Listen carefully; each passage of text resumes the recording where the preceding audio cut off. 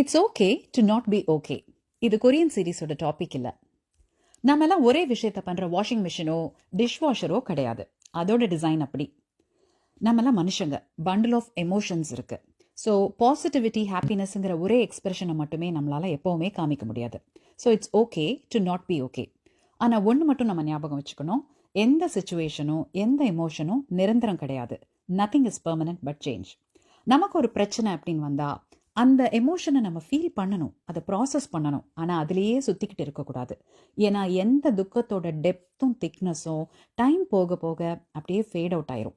இப்போ நான் not okay அப்படின்னா என்ன பண்ணால் ஓகே ஆவேன் அப்படின்னு எனக்கு தெரியணும்.